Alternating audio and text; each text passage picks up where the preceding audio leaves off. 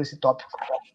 Opa, a gente até expediu uma segunda reflexão que dialoga um pouco com o comentário do Orson, né? Mas aí a gente deixa ele para o final, que é justamente essa questão da usabilidade dos recursos computacionais, né? Que a gente, de um modo geral, criou uma habitualidade em chamar de virtual. Eu confesso a vocês que eu tenho um certo incômodo com essa expressão. Não porque agora eu esteja fazendo a minha segunda faculdade, que é de filosofia, mas é o contrário, porque eu sou um cara de exatas e fiz ciência da computação e trabalho com isso há praticamente 25 anos. E o ponto alto aqui, que não considero nada virtual, é muito real, muito bem, obrigado. Mas isso a gente discute numa outra perspectiva. Mas o ponto aqui é entendermos assim, que como as autoridades sanitárias nos pediram para ficar em casa, muitos de nós médios ficamos agoniados. Meu Deus, e agora? O que eu faço? E aquelas reuniões mediúnicas que eu participo, ou melhor, que eu participava. Como é que é isso? Porque eu agora não vou poder dar mais passividade. E a gente, o Orson lembrou das lives dele, né, comentou das lives dele, a gente tem uma iniciativa tímida, né, mas ela é honesta, a gente tem um canal no YouTube também, né, chama-se Projeto Espiritismo e Mediunidade, tem o apoio e a orientação até, de alguma forma, do próprio Divaldo Franco, né, e nesse projeto a gente estuda com habitualidade as obras de Manuel Filomeno de Miranda. Eu costumo dizer que é o nosso professor, é o nosso mestre nos dias atuais, e também, não podia deixar de ser diferente, a codificação espírita. E quando a gente faz esse movimento, a gente promove lives no nosso canal, e o resumo da ópera, até numa das que nós fizemos em parceria, foi publicado na FEB TV, a gente percebeu que o movimento espírita era uma live para o 27º CEU, né, que é o Conselho Espírita de Unificação, lá do Rio de Janeiro, já que o Rio é dividido assim, né, em CEU. Na época chamava-se CRE, que é Conselho Regional Espírita, agora modificou só a nomenclatura. Muda o nome da festa, mas os participantes são sempre os mesmos, né? E lá nesse CEU, a gente percebeu que as dúvidas da turma são as mesmas dúvidas e genuínas de praticamente o Brasil inteiro, porque a gente tinha o hábito de viajar por aí, fazendo palestras espíritas, e a gente identificava isso. E mais, que essas dúvidas são dúvidas basilares. O que é que significa isso? São básicas. Se a gente pegar a questão 171 do Livro dos Espíritos, na tradução que eu gosto, eu sou um pouco ortodoxo, né, prefiro ou as de Guilhom Ribeiro, né, que se notabilizou por Rui Barbosa, né, aos 28 anos de idade, era um engenheiro brilhante, um poliglota. Ele, na verdade, falava 5 idiomas fluentemente, o francês era um deles, e ele não se serviu dos recursos computacionais de hoje, que você pega uma ferramenta com um dicionário, às vezes até etimológico ou léxico, e consegue praticamente fazer a tradução de 90% de um texto de um idioma para o outro. Não, ele era com a pena mesmo, lia e escrevia, fazia a tradução clássica. E lá, Guilhom Ribeiro, né, no francês clássico de Kardec, vai perguntar assim, em que se funda o dogma da reencarnação? Quer dizer, qual é o fundamento? Qual é o alicerce? E o alicerce, na resposta dos espíritos, remete à questão 13 do Livro dos Espíritos. A palavra reencarnação, ela se fundamenta no binômio justiça e bondade de Deus. Isso é o que, em pesquisa científica, a gente chama de axioma. E Allan Kardec colocou isso na primeira parte do Livro dos Espíritos, né, quando trata da axiologia do assunto, né, isto é um conjunto de princípios, é um princípio, por exemplo, ele expediu outro, e muitos outros, né, todo efeito tem uma causa, todo efeito inteligente tem uma causa inteligente, isso é um axioma. A matemática tem um axioma, a física, a biologia, as ciências biomédicas, a gente está aqui, né, com uma médica junto com a gente, né? Então o Divaldo costuma dizer que o médico é um emissário de Deus, então Deus acabou de enviar um de seus emissários, está entre nós, e eu fazia uma brincadeira boba na faculdade, né, que eu fiz exatas, né? E aí, no meu primeiro curso, hoje eu estou pagando a língua, porque filosofia era de humanas, mas eu brincava, dizia que errar é de humanas, né? Então, Mas hoje estou pagando a língua. Mas aqui o ponto alto é esse princípio basilar. E a gente percebe que entre nós existe ainda pouco conhecimento doutrinário. E é esse pouco conhecimento doutrinário que nos entrega uma certa inquietação na prática mediúnica. A gente acha que receber um espírito é como um furúnculo que eu preciso expurgar. Se eu não expurgar, aquilo vai ficar me incomodando, porque eu preciso tratar daquilo de alguma forma. E o capítulo 14 do Livro dos Médiuns, mais especificamente a partir do seu item 159, eu gosto de citar a referência para vocês não acharem que eu estou tirando isso da minha cabeça, porque o Marcelo Shoa não acha nada, já está achado e está na codificação, foi Kardec que colocou lá.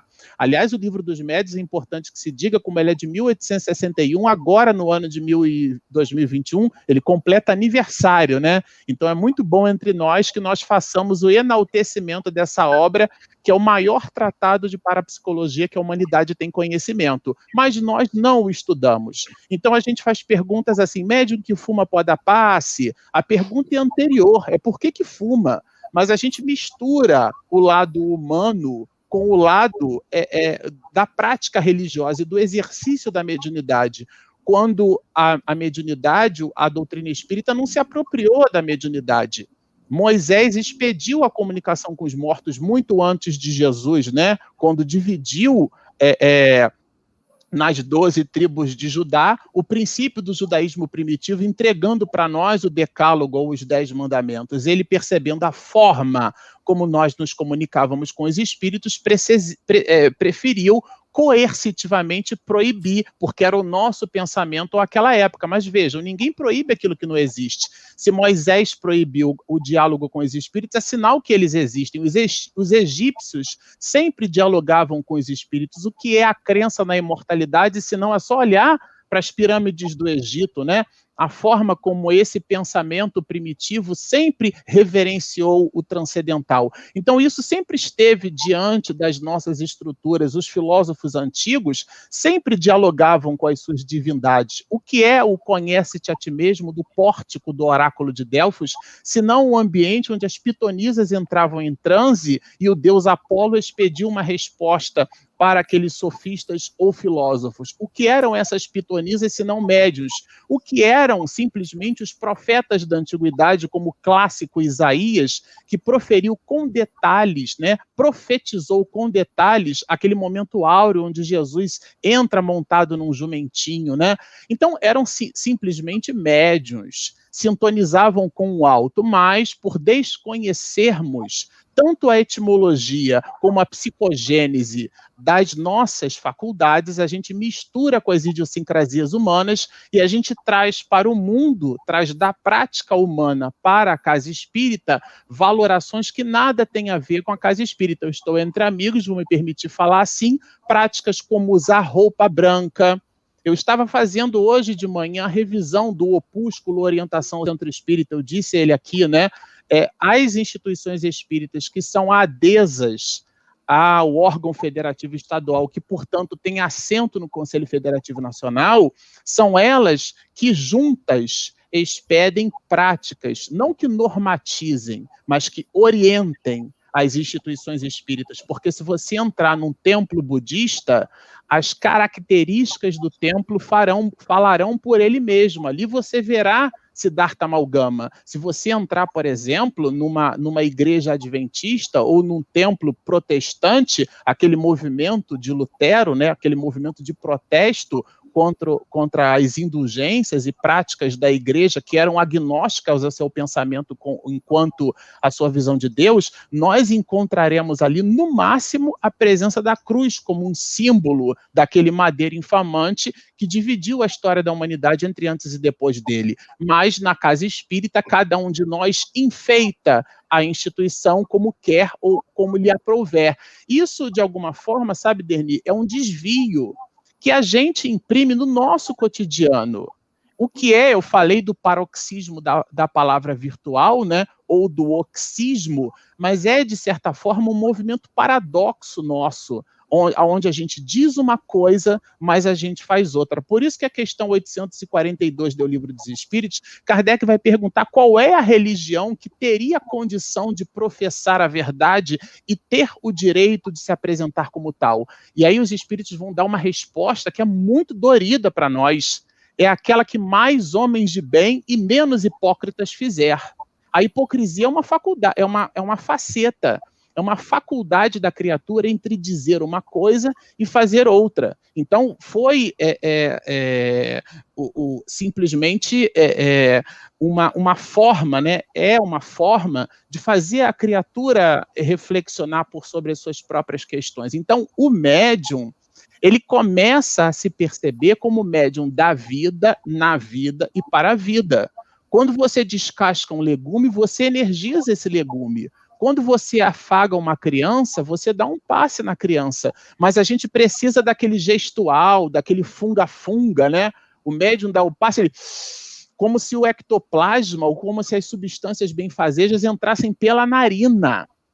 Então, e a gente cria, é óbvio, né? O nosso querido professor doutor Jorge Andréa, ele expediu na obra Forças Sexuais da Alma, que eu li 2 vezes, a ideia dos vórtices de energia. Se você faz um copo de Nescau e você mexe com a colher, quando você tira a colher, você tem um redemoinho. Aquele redemoinho, ele tem uma força, uma energia, e é uma energia mecânica, porque é material, né? A criação de Deus é material e imaterial, e aquilo tem um vórtice porque tem uma direção e sentido, que pode ser destrócina ou sinestrócina. Se você mexe da direita para a esquerda e você faz a colher ao contrário, você desfaz aquela energia. Significa que no gestual do passe existe um processo mecanicista que pode dialogar contra ou a favor do propósito do passe, mas não é, a centralidade do passe não está no movimento, está na intenção.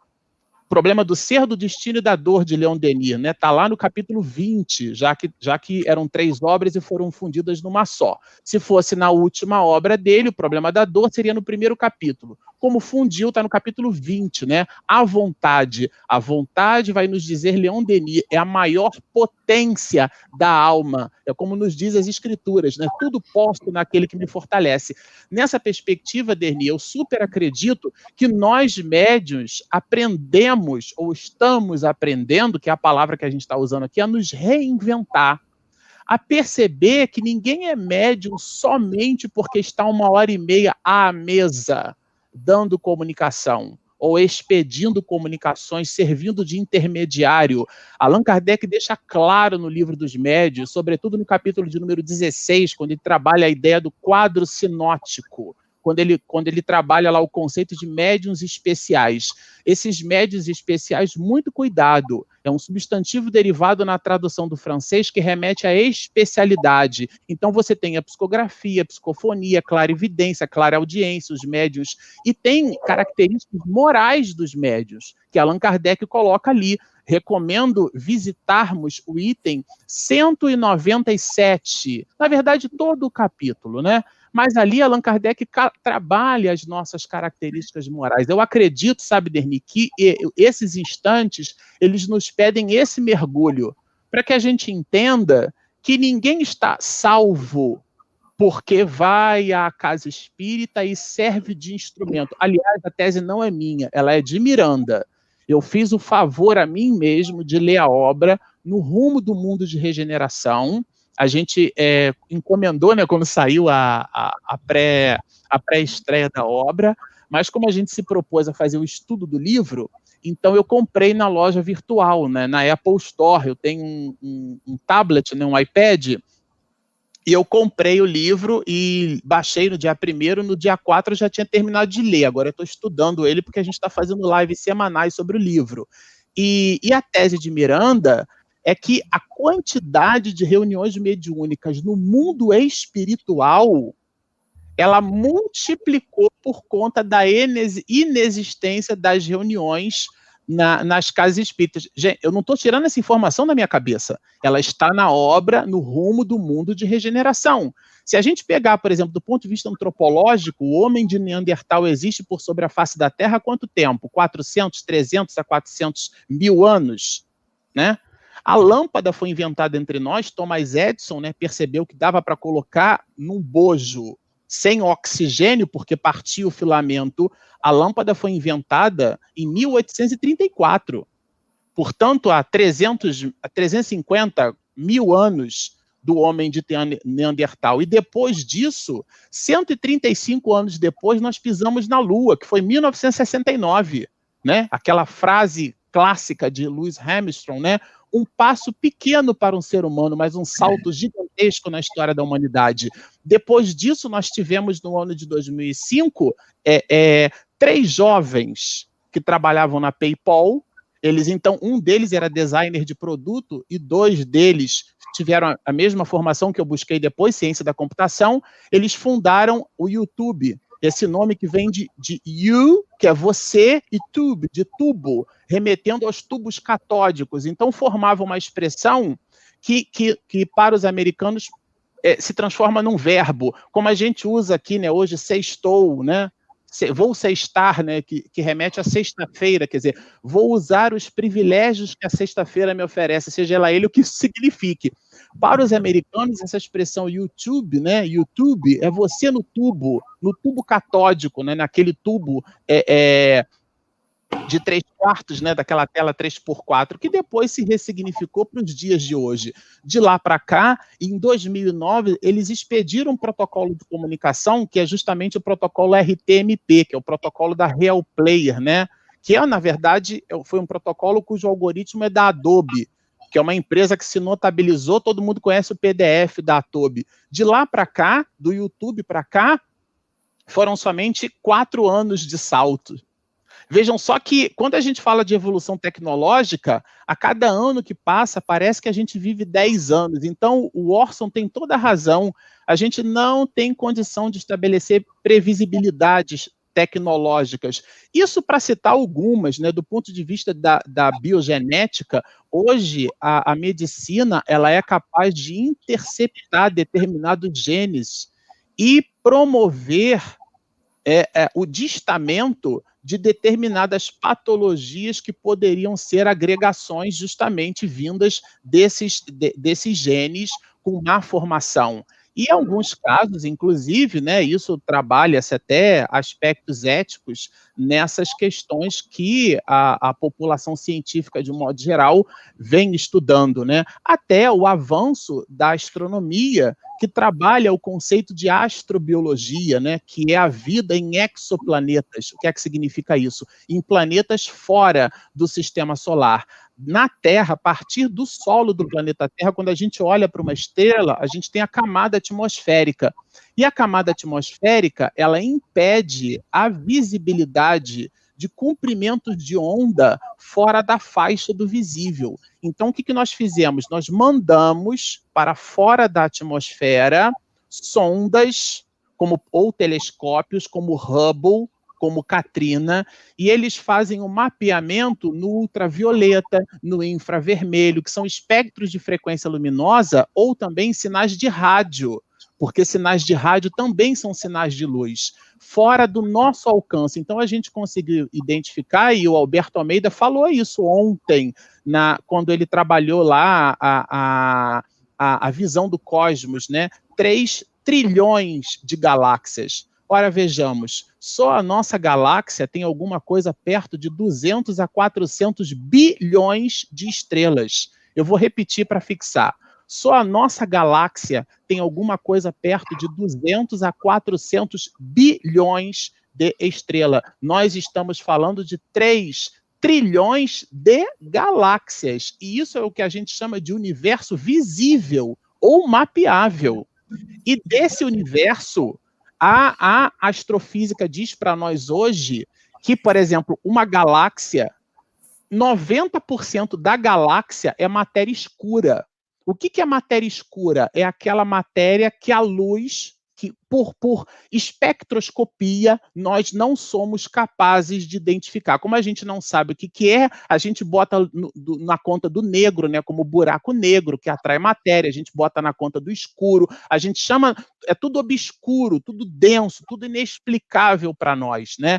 Nessa perspectiva, existe, eu vou reforçar a tese de Aristóteles, existe a ideia do transcendental, né? Ele, quando construiu o princípio da physis, né, do estudo cosmogônico dos fenômenos da natureza, ele colocou esses postulados nas prateleiras primeiras, sabe, Derni? E aí um discípulo dele perguntou assim: ô Aristóteles, onde estão aquelas suas obras de filosofia primeira? E ele disse assim: estão, que é uma expressão grega, né? Metafísis, estão acima da physis, ou seja, acima da matéria, estão acima da cognição material. Então, é disso que o médium nos dias de hoje precisa se recompor. Ele precisa entender que a realidade nossa, isso é quando fala, não é para ele, né? A gente está falando para a gente. A nossa realidade é espiritual, então eu me reconheço como um ser espiritual. E aí eu oro, me movimento numa live, eu oro, me movimento lavando louça. Aqui em casa a gente tem um acordo. Os meninos aqui fazem a comida e as panelas são minhas. Porque alguém tem que fazer a comida, alguém tem que lavar a louça, alguém. E esse sacerdócio que antes a gente entregava, a gente terceirizava para os outros, né? E agora a gente tem que limpar o banheiro, porque não dá para contratar empregada para ficar circulando dentro da nossa casa. A gente tem que limpar a louça, porque não, afinal de contas não dá para tratar os familiares como empregados domésticos. Então, olha quanto exercício o médium precisa fazer. Agora, o pai e a mãe precisam dar atenção para o filho, precisam participar de verdade do processo de alfabetização das crianças, precisam ensinar, ou melhor, precisam educar, porque a função da escola é a de transmitir conteúdo, é um movimento exógeno, de fora para dentro, mas só nós, os pais, temos condição dessa educação que Allan Kardec propõe na terceira parte do Livro dos Espíritos, que é esse movimento endógeno, de dentro para fora, a gente provoca na criança. Como é que a gente faz isso se não dentro de casa? E como não se faz isso, Derni, sem se considerar médium da vida? Portanto, nessa perspectiva, eu super acredito que a mediunidade hoje não esteja sendo por nós exercida na exacerbação das faculdades mediúnicas de psicofonia. Aliás, essa palavra só aparece uma única vez no capítulo 32 da parte segunda do Livro dos Médiuns, né?